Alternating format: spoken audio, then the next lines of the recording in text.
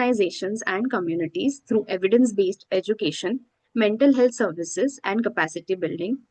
Our entire focus is on providing access to quality learning, strengthening professional competencies, and fostering inner resilience through training programs, workshops, and community oriented mental health initiatives. So, today, with this vision, we are conducting a very interesting session on art based therapy, which is a very helpful therapeutic approach and helps people achieve their mental well being. So, to talk about this particular arts based therapy topic, we have a very esteemed speaker. Her name is Mrs. Neha Patel. So, welcome, ma'am. She is a Mumbai based clinical psychologist and psychotherapist with specialized training in arts based therapy. She is a practitioner, educator, and co founder of the Mind and Arts Institute, where she integrates creative modalities with psychotherapy. Her work focuses on using art as a therapeutic medium to support emotional expression, healing, and psychological growth across diverse clinical and community settings. So, welcome, Neha ma'am, and we are glad to have you here and looking forward to learning more about this modality. Thank you so much. Thank you so much. And I'm so glad that I'm here today. And all thanks to Swati and, of course, Basti Institute. And also, it's the first one that you all are doing with me. So, my God, I have to live up to an expectation. And let me tell you all this. I find it very difficult to be very, very serious and, very, and art forms are not supposed to be serious. They're supposed to be fun. They're supposed to be joyful. Okay, I'm going to try my best to put forth all the information. There's plenty, and because of which I have also made a presentation. Okay, I generally would just have spoken about it, but I said, "Chalo, let's use this PPT. It'll help people understand better." So, should we just start the PPT also while I'm speaking? It'll be useful. ठीक है ना? Yes, and thank you all for being here. By the way, everybody is here right now. So really good to see all of you here. Here it goes. Share. Just let me know if you all can see this. Just someone unmute and tell me if it's clearly visible. Okay. So yeah, it's visible. All right, great. Okay. So, well, arts-based therapy. Okay, and there is a reason why there is the S in the arts. All right. See, what happens is generally it's so common for people to call it art-based therapy or art therapy. Even when we get inquiries for the course, even within the course, sometimes, we generally slip into calling it art-based therapy. But there's an S over there because it's a plural.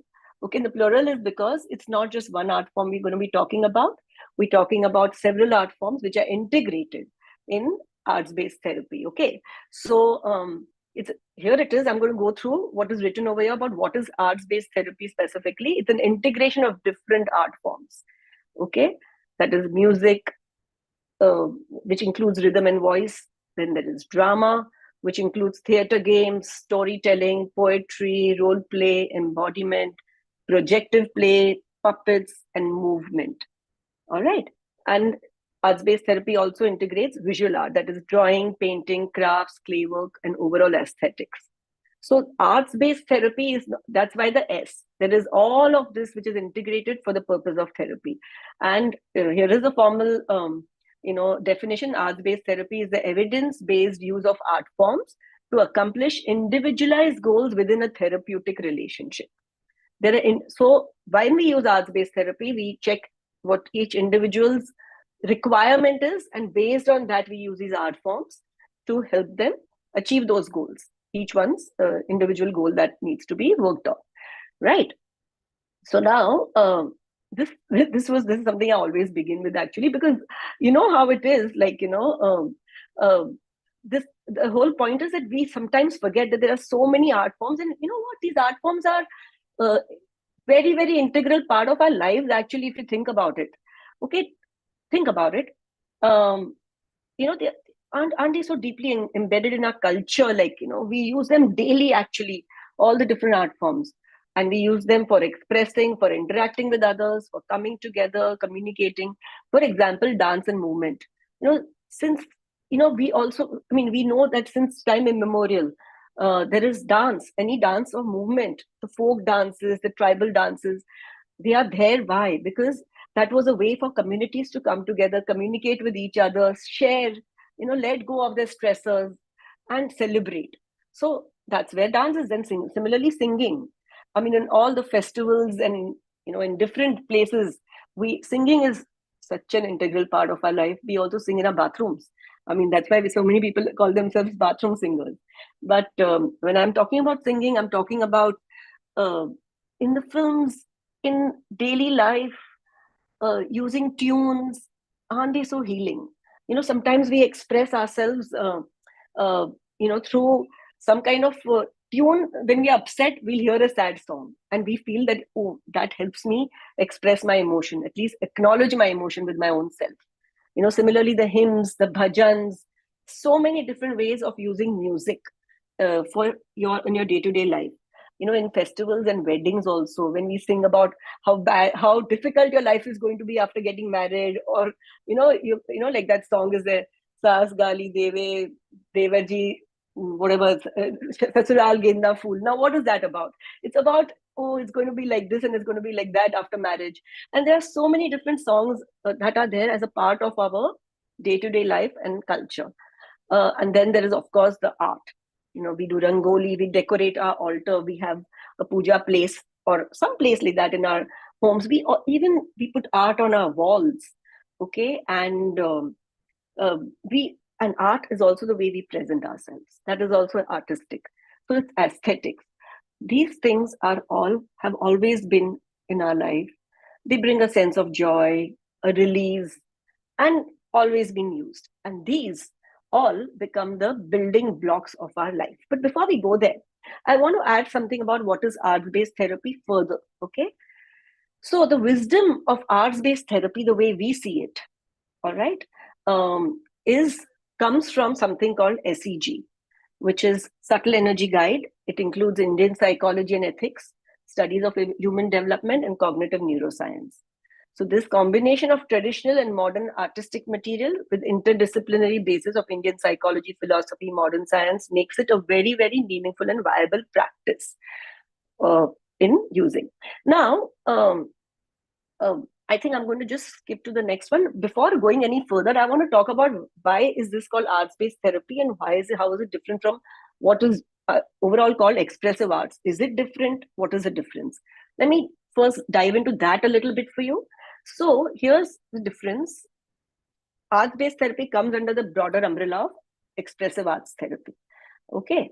So, which incorporates, like it's given over here, elements of all forms of um, creative expression into a multimodal expressive form of integrative psychotherapy.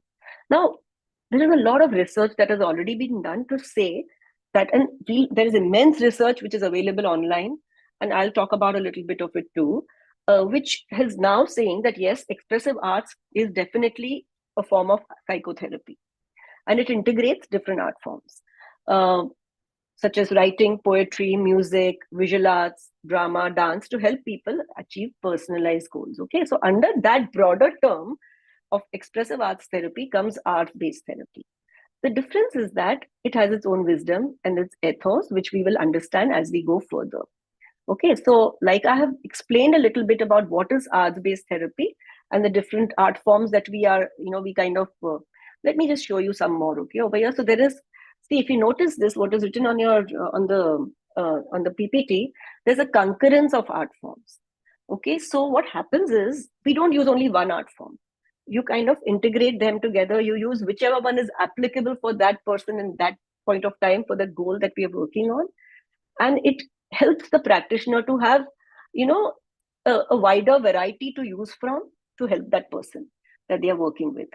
So and the practitioner in their training, then they kind of get trained in using all of the different art forms, so that they can then integrate, they can weave one into the other, they can, and it's very, very, there are infinite ways to use it once you have learned how to use it. This for dealing with any specific client need that needs to be addressed. Okay, so um, now the next important thing, I think I've covered this. What is, oops, 1 second, guys. I'm not very good at using this PPT too much. Okay, here we go. Now, I want to get into this part. Okay, this is an interesting understanding of how our life is. Uh, we use all these art forms, which is music, drama, visual art. We call them the building blocks of well-being. Okay, so why? Let's understand that. Okay, um, what is it that we all are looking for basically in life? What is it that we want to achieve in life? What is it that all of us, want to feel? I mean, what comes up when I ask anybody these questions, what comes up generally is that I want to feel secure, want to feel safe, want to be able to have support of others, to be able to express myself, to be able to communicate, to feel a sense of movement, not stuck. I want to feel a sense of freedom, joy, clarity, and ease. All of these are the different things that we come across when we ask people. If I ask you all right now, I'm sure you'll come up with similar, answers, that what is it that I want out of life. Now, if you think about it, all these art forms actually help us feel all of these things. Okay. For example, when we use drama, okay, let's talk about uh, drama. Okay. What is it that we do? We express. Do we use drama in our day to day life? Is it an important part of our day to day life? We play out different roles. We play. Okay. We have to play. There is no option there. We have to play out different roles. The way I will be with my friend will be different than the way I will be as a mother, or as a, as a uh, daughter, or as anybody else. All the other roles we take up. Okay. Uh, when we do that, we get structure, we get clarity, and when we are playing out our roles, it helps us in many ways. uh, Movement, imagine how we would feel if we are caged in, we're not allowed to move. Movement is such a basic part of our life. Okay, it's a form of expressing ourselves also. Sometimes I don't know whether it's happened with you all, but I might be exhausted. Okay, and at the end of the day, like friends or someone says, "Ki, chalo, chalo, let's go out, yeah," and there's music playing, all the exhaustion will go away, and I'll be able to move, and I'll feel free, I'll get rejuvenated. Okay, so it's such an important part of our life to be able to move, to be not feel stuck anywhere. Then comes where rhythm. Do you realize that where rhythm is concerned, it's such an integral part of our being? Any kind of rhythm. When we walk, do we walk in rhythm, or do we walk fast, slow, super fast, very slow? We walk in rhythm. If I ask you all right now, I'm sure I'll get answers of different ways we use rhythm in our, which is an integral part of our life. Not only with music, but our heart beats in rhythm. We Our blood flows in rhythm. When the blood doesn't flow in rhythm, we have a high or low blood pressure. If our heart doesn't beat in rhythm, all know what problem we can have. It's not just based on walking. There is so much else that happens because of rhythm. It's such an integral part of our life. Our voice. We use our voice to express. Without that, we know how difficult it is for those who can't use their voice to express themselves. Okay. So all of these are the building basics of our life. They are integral. Okay. Of course, then comes art. When you look at nature, isn't it artistic? It gives us a sense of ease and peace. When you look at anything that is aesthetically, comforting, when it's kept in a certain way, it gives us a sense of wow. Like if you all can't see my office right now, but whoever comes in this building that my office is in is very old, and it looks like ye to gir jayega kind of thing. And I always joke with people that when they're coming for the first time, I said the building which looks very old, please come up to the first floor. And when they walk in, they feel, oh my God, where have we come? It's very soothing because everything has been kept, and in a certain way, everything has been arranged in a certain way which is soothing. It becomes so important to feel at ease. And here's a place where people come for easing themselves, right? For the difficulties to work on their difficulties. So the moment they come in, they feel, this is nice.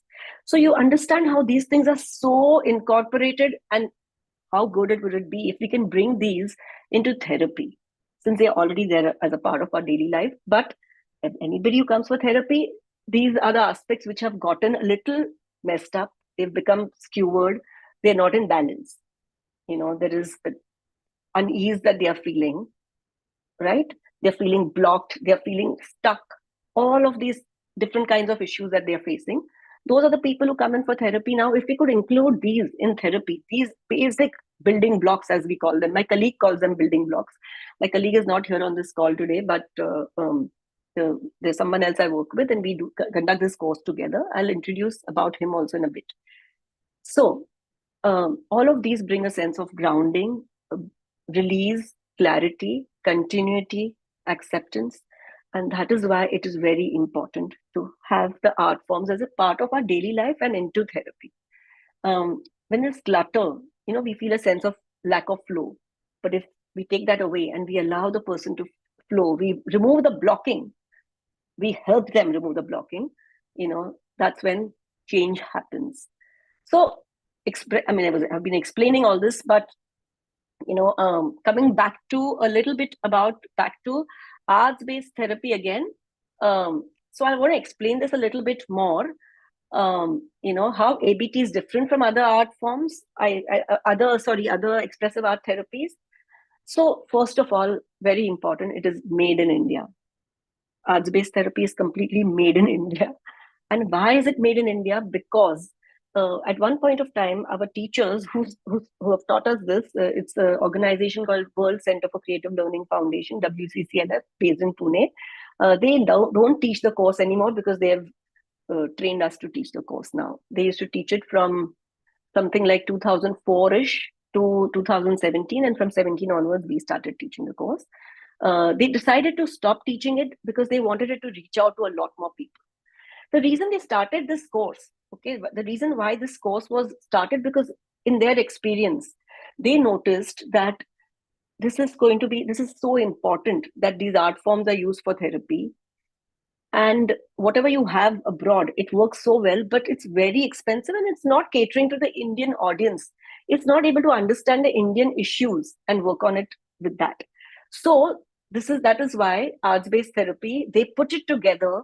And I always say that, my God, not because I teach it right now or because I'm trained in it, but those who have trained in it and experienced it, they understand the depth of it, and it's the essence and how, till what level it can help people. So this course developed over a period of time, and then it became such that now it's standardized in the way we are teaching it, but of course, within that also, there's a lot of flow when you use arts-based therapy. Now, what is also interesting is that because of the way this course has been put together, the Western techniques, of course, have been used, but also a lot of the basis comes from Natya Shastra. Natya Shastra is, it's a part of our culture. The wisdom, that Natya Shastra brings, and also Indian study of the mind, largely Buddhist psychology. It's mind training and universal ethics. This is what we call it. Now, Buddhist psychology, this course is not religious at all. Buddhist psychology is a study of the mind. It is a deep study. Buddhist philosophy is a study of the mind, if you look at it. And the Buddha is also called one of the, oldest psychologists, because the way the entire philosophy is, you'll understand how much it works on the mind in depth. Every moment, the way the mind works is what is understood and explained. So what happens is, when you practice this along with mindfulness and everything else that arts-based therapy puts together, you will go much deeper into understanding yourself and also help the client in a better way. So we also believe this, that any method that is used should have an underlying wisdom. Otherwise, it just becomes activities. You can go for an art class, a drama class, a music class, and those are the activities, Very often people also say that to our practitioners tell us that, ma'am, people are saying, hey, aaj art class ke liye nahi aayenge, ya drama class ke liye nahi aayenge. That's when you need to explain to them that this is just the method we are using. For any method, there has to be underlying wisdom. Because without the wisdom, you're going for classes, and you are literally watering down what actually is going to be done to help someone else. So in ABT, the art forms are the method, and the wisdom underlying the art forms comes from the study of the mind.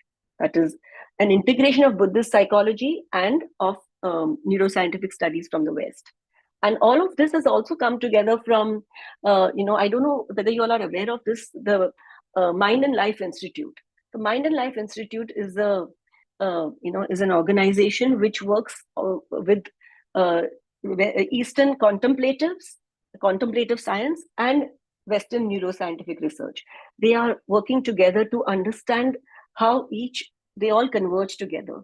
Okay, and it's amazing stuff. You can check it online if you want. So that is what our basis is for arts-based therapy. We need to have some wisdom of why we are helping the other, what is it that we are aiming towards, and then the art forms become the method to do it, right? Okay.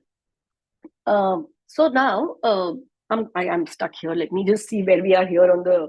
I've been talking, but our PPT is saying something else right now. Let's look at what's over there. So therapeutic value and impact. Yes, this is pretty important. So all these art forms, how does it help? In what ways? Now, where arts-based therapy is concerned, we have these different domains that we work on. Okay, these domains are different domains. Now I'll explain this. We work with the body. We work with the cognitive aspects. We work with mindfulness and attention. We use it for narrative capabilities, for expressive capabilities, for group interaction, for self-awareness, for relationships and life purpose. These are the domains that we look for when we are doing an arts-based therapy session with someone. So what happens is, initially we do some sessions to understand which are the areas of concern. We have our methods to do that. We have certain scales that we use. And based on the initial few sessions, we come to know what is the goal we need to work on for this person. It could be something at the level of body, because there could be, motor issues that we are working with. And or it could be, we'll figure out during those, initial sessions that, okay, this person is finding it very difficult to express themselves. Or there's a problem with attention. Or there's a problem with being with others, group interaction. And of course, we can go beyond these 9 that I said. But what happens in the process is, when we gauge what is it the person needs to work on, then we create sessions such that we can then, work on those goals based on this. I mean, the goals that we've come up with, these domains that we've come up with, and the sessions are then planned in such a way that we work towards those goals. Right now, how does it all help? If you notice over here, what's written is engagement of non-verbal processing. You know what? It's sometimes so difficult to always talk and express what you need to say. Okay? It's pretty difficult because there are so many people who say, yeah, and I've been trying to explain it, but sometimes, especially children, they're not able to. And they don't even have the words for it, or they are done with talking about it. And they're going through their own difficulties in explaining themselves. So the non-verbal processing of information, of working through whatever it is that they have been subject to, or they are feeling at that point of time, is something which is very useful using the art forms. I mean, you can do that. Of course, emotion regulation, expressing yourselves, neurobiological and psychological processes. Like, that's why I read out that list, where we working with the body.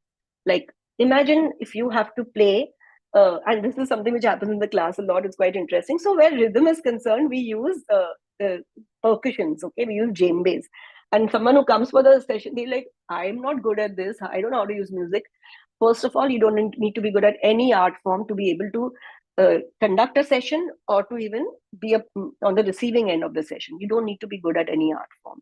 The point is not to become good and get marks on that. वो तो school में होता है. Okay, or if you've gone and joined some kind of classes for it. Here we are using the therapeutic capacity of that art form to help the person heal, express whatever is their requirement. So, when very often it happens that we are using this drum called the djembe, and I teach people how to use it, initial basic, and soon they feel, oh my God, I never thought I'll be able to play this, and come up and sing songs along with it.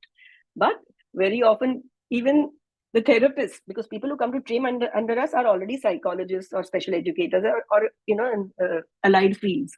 When they come, they realize, okay, we ourselves have a lot of coordination issue, where they're supposed to play 1-1-2, and they find it difficult to do something else basic. And you realize, oh my God, by practicing this again and again and having fun, my coordination is getting better. My motor abilities are improving. So this is just one example of how body is helped. There are so many different ways that at the body level we help the person. Also releasing so much of pent up stuff that could be there within. inside the system. We all know that the body keeps score, right? The body is a very important aspect where information is stored. So using non-verbal methods, the person is helped in expressing themselves. This is just one tiny example out of the infinite that are there actually. It's difficult to give examples because there's so many and it's unique. Each individual's issues are looked into, and then the plan is made of to how to use all of these to the art forms to help that person. One moment, everybody. Okay, yeah, look at there is this one which says expressing themselves in their own way, using improvisation in the moment. So if you improvisation is an important aspect of arts-based therapy. It's the basis of arts-based therapy again. And what is improvisation? In the moment, shifting and adjusting to whatever has come up. Okay, in that moment. Isn't that how we live life actually? Right? We do. I mean, we most of the time we plan stuff and we expect, we are working on things and it goes that way. But within each like each thing that we've planned, we are constantly improvising. If you all realize, then you'll say, oh my God, I'm able to do this with so much ease actually. We are correcting, we are changing, we are improvising based on what the other person is asking, then I'm giving an answer. Is it planned? No. Okay. So improvisation is so important, and yet we get stuck and we get anxious all the time because we feel, no, this is the only way it has to be. And so in art-based therapy, any art form, you'll have to improvise in the moment. And this helps the person with that most basic building block of learning to improvise and be in the moment and keep doing what needs to be done and feeling at ease with it.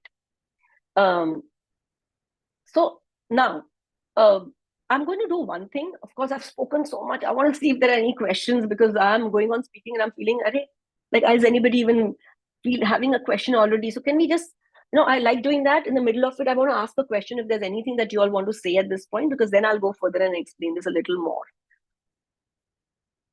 And if there's none, then there is none. That's okay too. What are the domains? Yes, I kind of read them out, but I'll read them out again. The different domains that arts-based therapy works with, but these are not exclusive. You can go beyond these also, but I'll read them out one more time. 1 second. Yeah. So the different domains are, one is the body domain. Okay, the body would be motor movement, and under each domain there are several goals that we have, which is the one which we see. Like there could be coordination, there could be fine motor, gross motor. So under body domain comes many others. Another domain we work with is mindfulness and attention. Then we work with cognitive domain. Then we work with narrative capability, their ability to speak, to communicate through narrative. Then expressive capability, to express themselves, emotions basically. Then there is group interaction. Then there is self-awareness, mindfulness and self-awareness again, relationships and life purpose. These are the 9 broadly that we look at when we are working with anybody. Life purpose and relationships are more for adults, so that adult population is also covered. The rest of them could be for everybody. So that's how these are the different domains. Does that answer your question, Swati? Yes, it does. It does. I have a lot of questions, but you can continue. You must ask them. Lecture. Yeah, well, I will want to answer those questions, because then it becomes more meaningful for the person who's listening, right? So all of these I'm going to just skip, because we have understood that how emotion regulation, self-expression, improved mental health. I have covered it in my own way till now, but as I've been speaking. Neurobiological and psychological processes. Okay, so when you do any art activities, there's flow, there's an experience, artistic experience.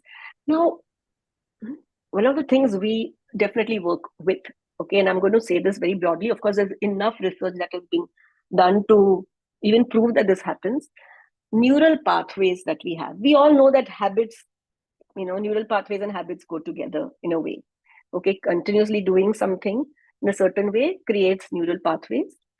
And so very often people who might be having, let's say, we use arts-based therapy with people who have cerebral palsy, okay, or some other difficulties which are physical also and even emotional, both. Okay. Now, when you're repeatedly doing something, slowly a change starts happening on that front. We've had situations where people couldn't hold a pencil, and now because of using arts-based therapy, they are able to make lines.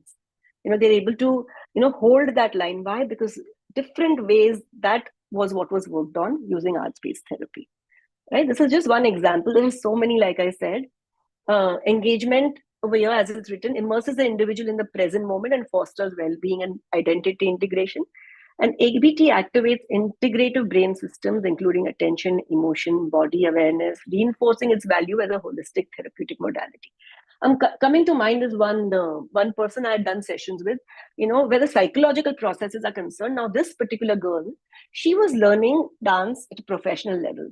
So they really need to be very perfect at it. And, there's a bit of competitiveness and, so much else that goes on to kind of top that class. It was very important for her. And she was coming to me for therapy. She had her childhood issues and a whole lot of other problems and that were going on. And she was also staying away from home, staying in Mumbai and, for this training. And she used to come and we talked our way through a lot of things. And then, a lot of things, and there was still something, she said, there's still something missing. I can't explain it, and she just couldn't. And then one day I said, chalo, let's just do some, and I told her, I said, let's get started with art-based therapy. And I said, what I wanted to do to begin with in the first session, I told her, just take the paint in your fingers and just, make do. She was just, and she said, it's okay to do that. I said, yes, it's okay to do that. I mean, you can, and she dipped and she created whatever she could. And, at the end of it, her feedback or what she had to say was, hey, this is looking beautiful and I didn't need to be perfect for it. And that realization changed everything for her, because the ends of whatever with the finger she was doing were, ragged. They were not smooth finishes. Whatever she was creating was ends. You were like a little, what do you call them? You ragged, right? You got it. Like they were not like final, like properly outlined and everything. And she said, but it was looking so beautiful. And she's saying, this is my creation with my own fingers, with my hands, and it's still looking perfect. That something changed for her with that, and it changed for the better. I mean, she came for a few sessions after that, and then she didn't even need to come. I'm doing so much better. I'm feeling that whole what she was holding on to was that tightness where she felt that I have to be perfect, and you don't need to be perfect. So that was one important thing that this girl realized. Like I said, there are several examples. I have a question which Bhakti is asking. She's saying, is ABT more appropriate for artists? Absolutely not.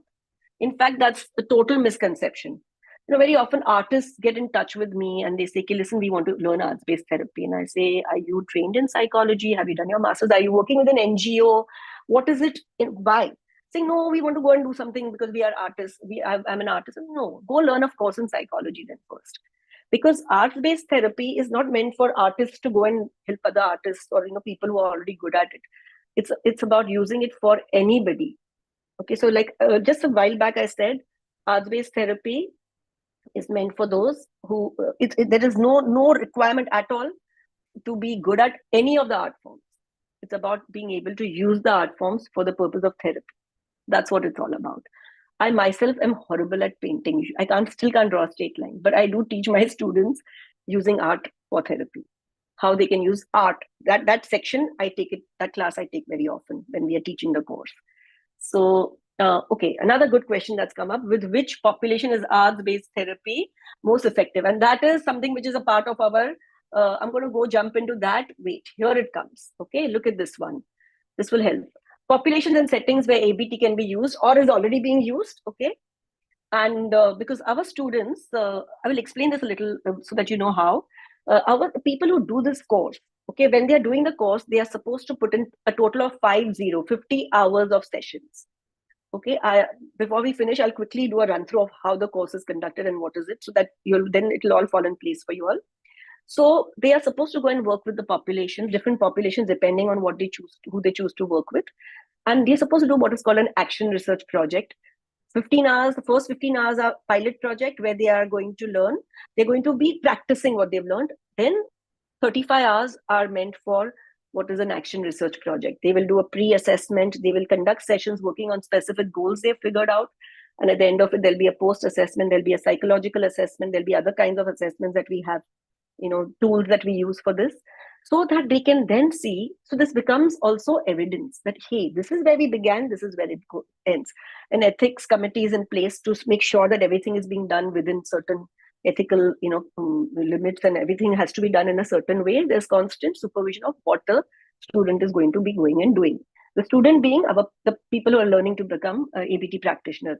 So the populations where it is being used or has been used, there are children where children are concerned, children with special needs, children with mental health difficulties, children with behavioral difficulties, learning disabilities, learning disabilities, ADHD, special needs, I already said. Then children in correctional facilities, as it's written, what we call children at risk. Okay, then palliative care. It is widely used. Caregivers, senior citizens, so much work is being done with them. People with dementia, and adults coming from certain kind of at-risk populations in the prisons. One of our students, who's a practitioner, she has gone and started this program in which Arthur Road Jail. After she left the job, because through a job she got the chance to do this work, another ABT practitioner has joined us, continuing with it. So, and there's work being done in Arthur Road Jail with using arts-based therapy. Of course, de-addiction is a huge one where it's being used all across. And all of this, the reason we have the Action Research Project is only to make sure that, okay, they are using arts-based therapy and it's all checked, whatever each student is doing. And then at the end of it, is there a shift or a change? Sometimes there isn't. Sometimes there isn't. We're not looking at finding anyhow to, but is there something that has made a difference to them? And we also work on what is, on certain aspects, keeping the Buddhist philosophy in mind, where we work on, helping them to be more compassionate, helping them, so these are all underlying, which the therapist is not going to tell them, now we're going to work on being compassionate. But the kind of sessions they plan, they will have all of these things in it to have more and more of, certain life skills that they need to learn. That is incorporated in what is in each session plan. And each session is so much fun most of the time. Of course, it's not only about having fun, but it is fun. In that, seriousness also comes. Something very deep gets expressed. And in all of this, each person they are working with all these difficulties, and more than this also, that we put down a few, shift starts happening for them.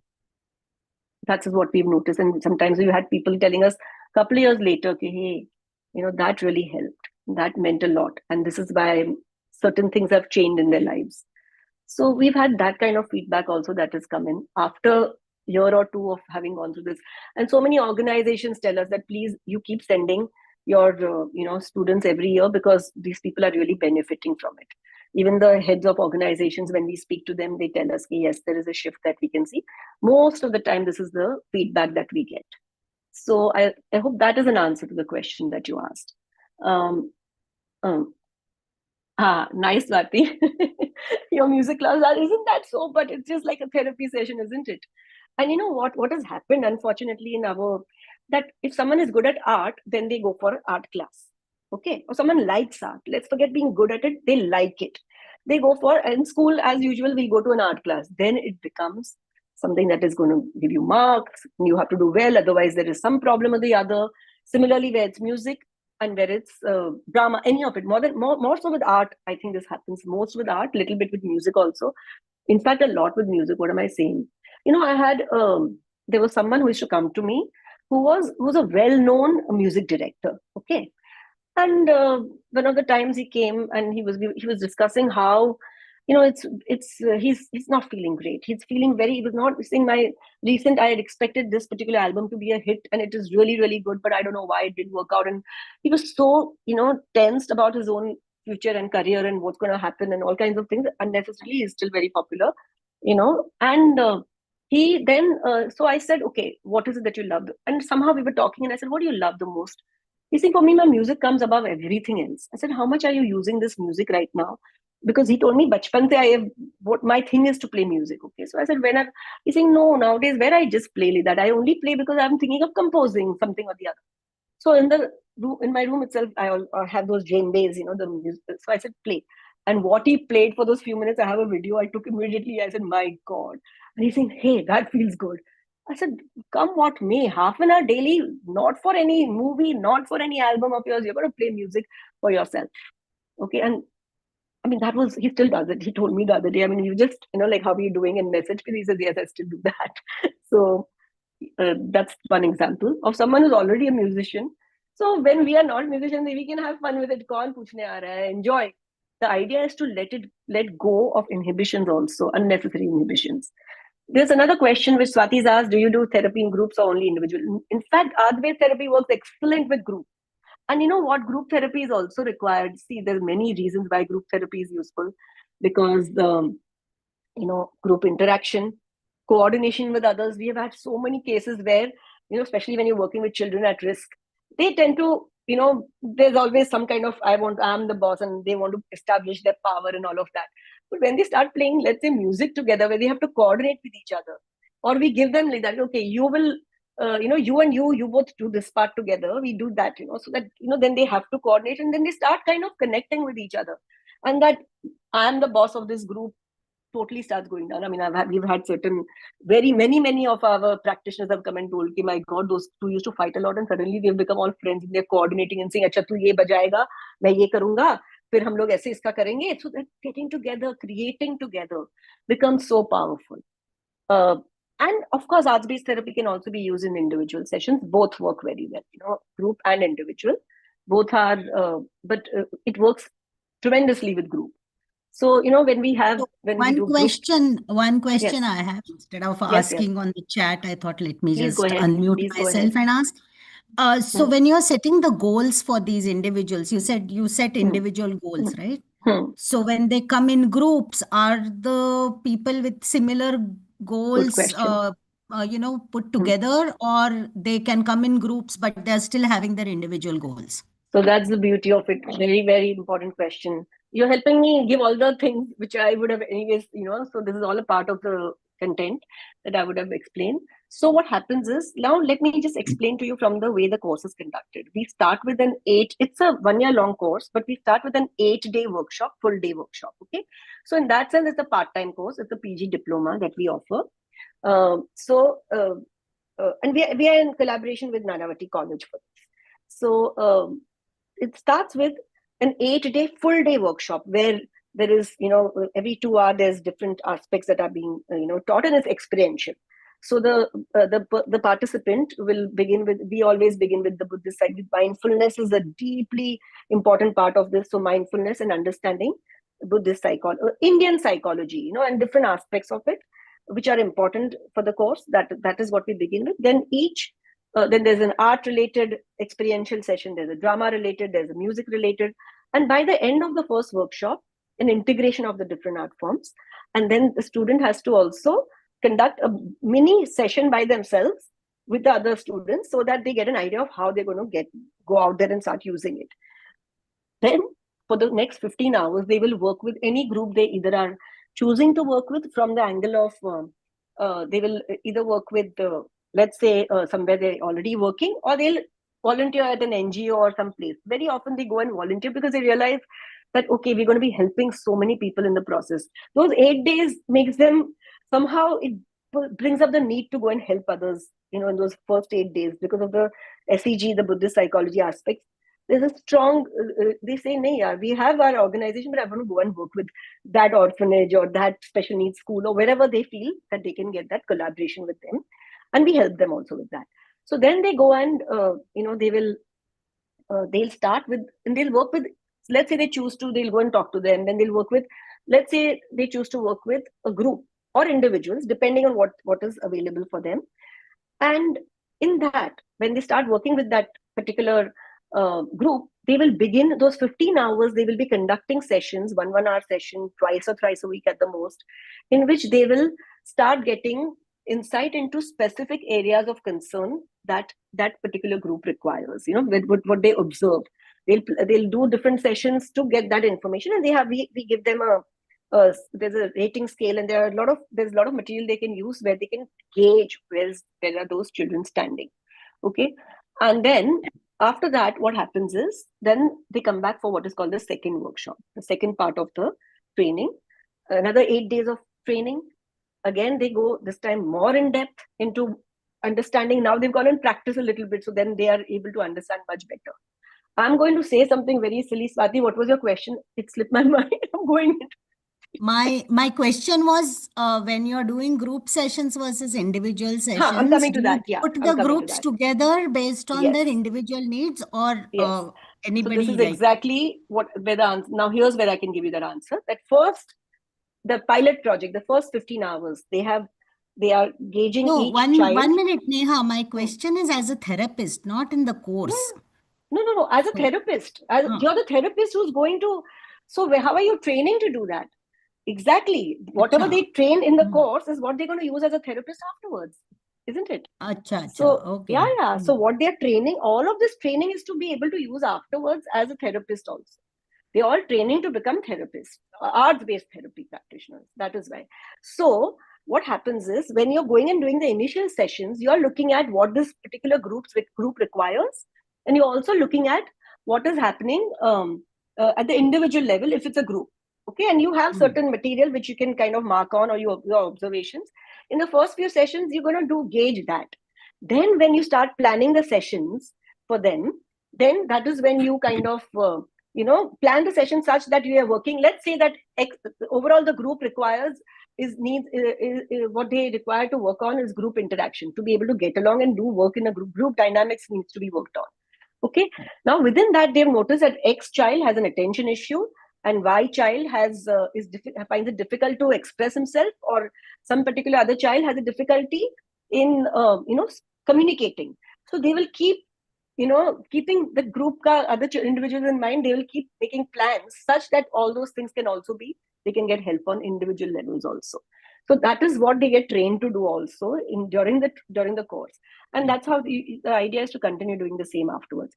Sometimes you Acha. come across someone which is that this child is not fitting in with the group because the child needs individual attention. There is a lot of discrepancy between how the rest of the group is and this particular child. That's when then you might want to intervene using one-on-one sessions, or you suggest that okay, better if I do that with this child, and once in a while bring the child in also, or do special extra sessions. It all depends on what is the Hmm. requirement for that particular case that time.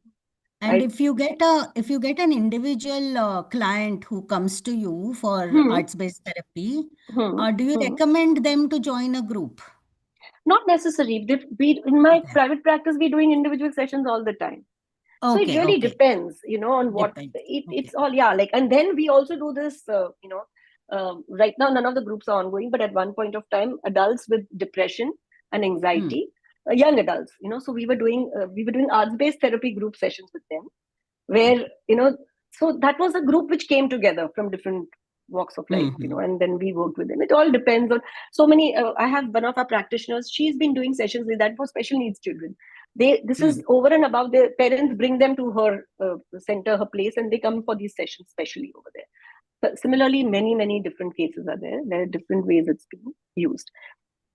So I think that should also be, that will answer, that will bring, I mean, awareness of to where all also it can be used and how it can be used, group and individual. Of course, there's a lot of research. I'm not even running through that. We don't even have that much time. But if you go online and you put anything, what our students have to do as a part of their project plan, they have to, like, let's say that the goal they're going to work on is, let's say, emotional like attention span issue. Okay, so they have to find research as a part of their literature review of people, and let's say that the group is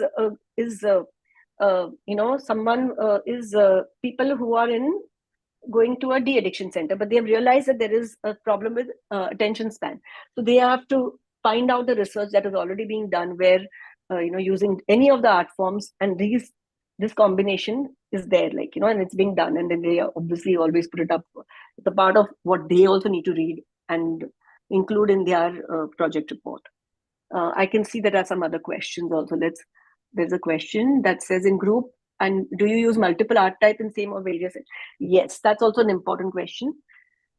Depending on how you make the plan for that particular. So here's how it works. We have a certain format in which the session plan is to be made, and it's extremely important to have a good session plan. We call it SRS. Um, you know, the session plan format that the students get. And they will create, depending on the goal that they are planning to work on that day, they will use multiple art forms. Sometimes they'll decide, no, I'm only going to use one. It depends on what they want to work on. At the end of the session, they'll get an insight into what needs to be done in the next session. So that will, then they are able to then plan accordingly and improvise.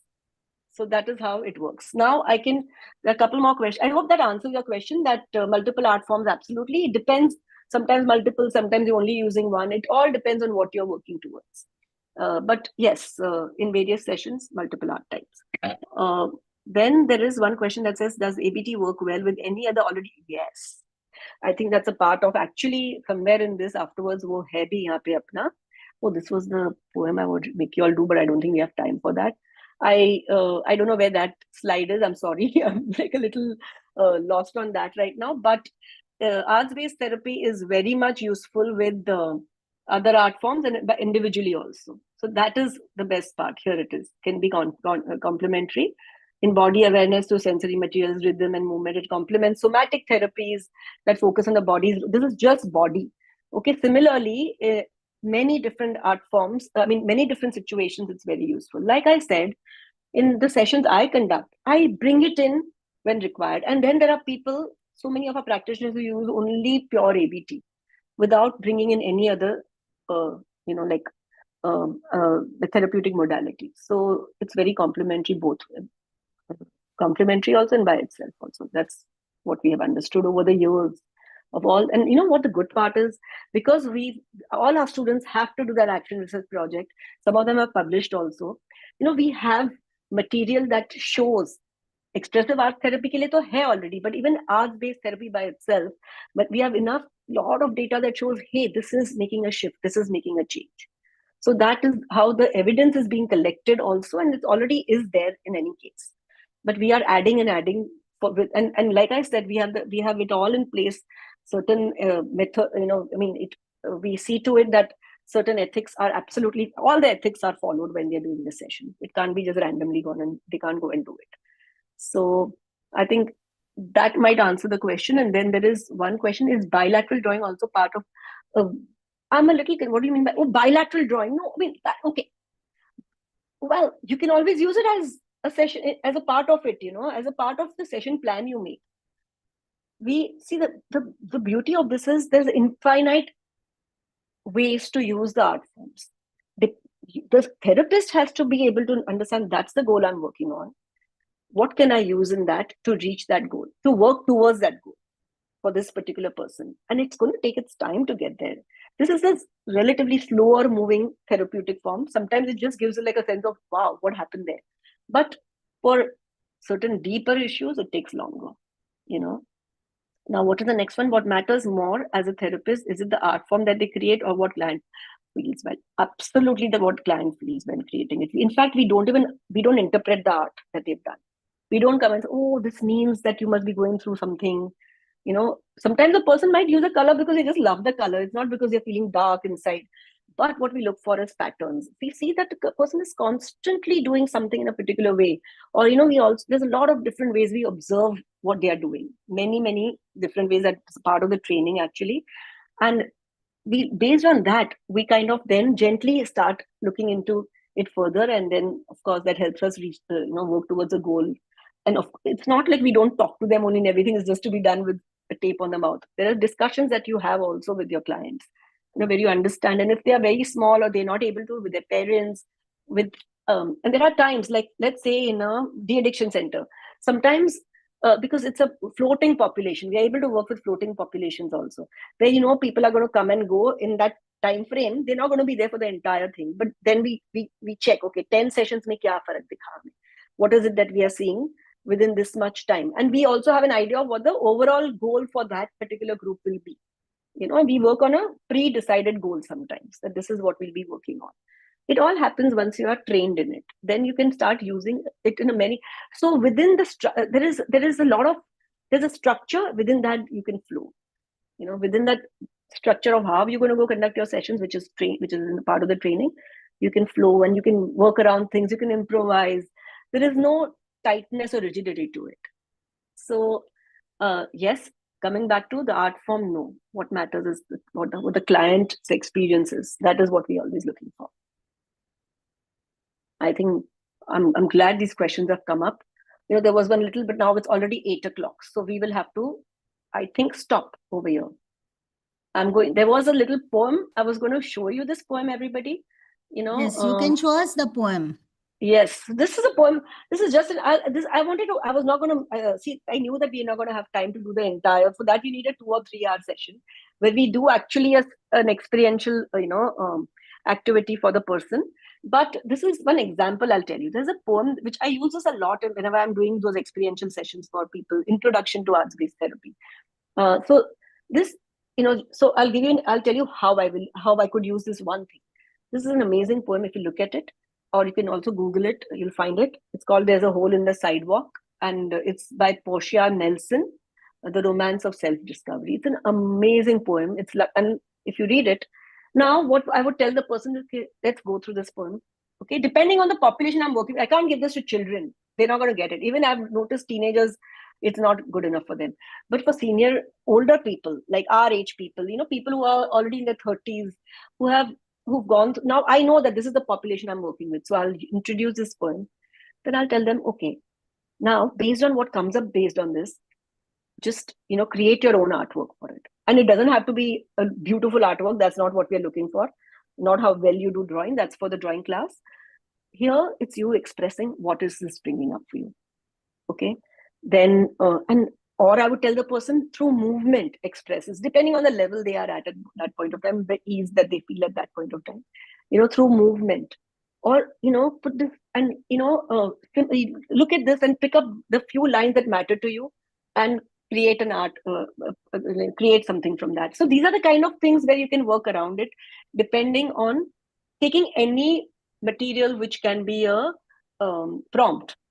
I can call this a prompt, So, and then helping, this is just one tiny example out of the infinite ones that can be there. And I'm going on calling it infinite because we are realizing how much is possible. It amazes us also as people who are teaching this course, Here's the rest of the poem. And it's an amazing one. And then we've done things like where each one makes their own. Then they sit in groups, depending on how many people are there in that particular workshop.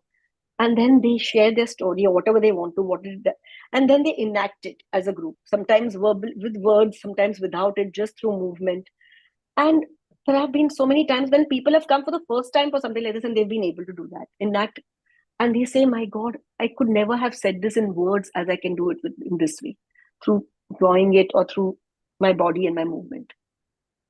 Explanations are not always necessary. Expressing is what is necessary sometimes. That's all that the person needs to process what it is and be okay with themselves. So this is just one tiny example. This is about, so I mentioned I will talk to you. So I'm Neha Patel. There's Nabiraj Mehta. Both of us are the Mind and Arts Institute, and we teach the arts-based therapy course in Mumbai, in Gujarat, and in Bhutan, which has been a huge thing for us because the Bhutan batch has happened because the government of Bhutan, Department of Education, they found out about this. They got in touch and they realized it's a perfect fit for the counselors over there. They have counselors in every school across the country over there. So we've had until now our first batch of 23 students who came for the first workshop. And like I said, there are 2 workshops. Second workshop, we went to Bhutan to train them over there. That same course, it's a 1-year course. So the second workshop was held over there. And now the second batch, also the first workshop is already completed. They came for it in November. And now we will be going again in about May for the second one over there to continue their training.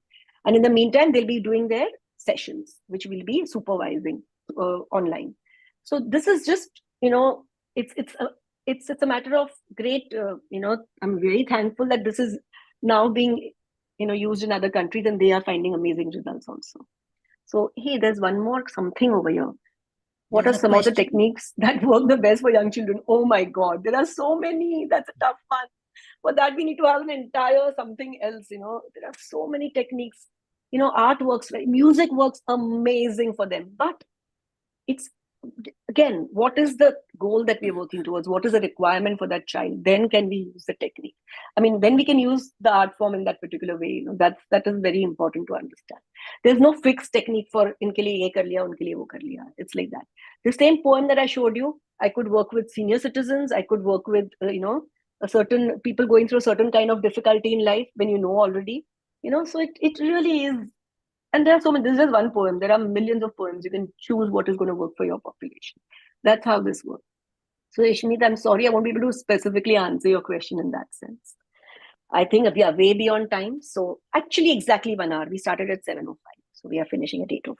Yes. I hope this is useful. Thoda bhi, then my job is done. Yes. Wonderful. So, Neha, wonderful session. Really, really wonderful. Very interesting. And like you said, the 1 hour is really not enough for the workshop.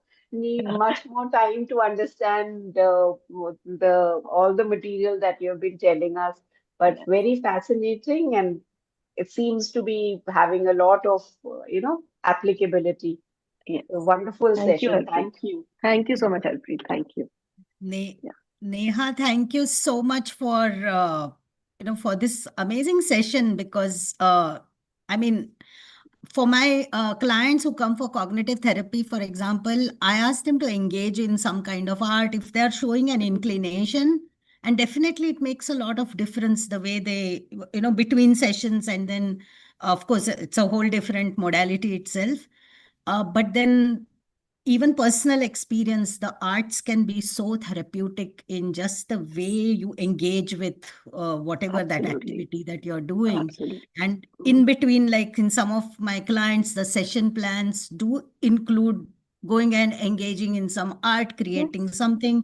Mindfulness, it's a big thing that I follow in my Yes. practice. So all that kind of comes together, and thank you so much for giving Yes, I'm so information glad. about Thank you, this. Swati, for And inviting me. thank Yeah. no, Yes. you're a subject matter expert, and thank you for coming and doing this session for us. And I hope we have many more such sessions. Participants, thank you for being here, attending this. I hope this has Thank you given all. you insight into how arts-based therapy works, the course that Neha Patel runs, and you've heard from the subject matter expert. I hope you all can make use of this information and knowledge. And with that, thank you, Meghna, Akansha, Thank you. for Yes, all of you. coordinating this whole event today. And keep looking out for more such events from our institute. This is what we have started. And Neha, this was a great start for a great new Yes. year. And this is Yes, first of thank the you. knowledge sharing sessions that we have, we will be arranging this year. So thank It's a you, great idea, everybody. Swati. For being And here. it'll be so nice to learn from all different kinds of, because it all has to come together. Like art Yes, forms are getting integrated, different therapeutic modalities also can yes, be, complementary to each absolutely. other. Like, They so that's the complement each beauty of other. it. Yes, Absolutely. yes. So Excellent. thank you, Thank you so everybody, much. and And bye, happy new everybody. year, everyone. Bye bye. Bye. Thank you. Bye bye. See you all.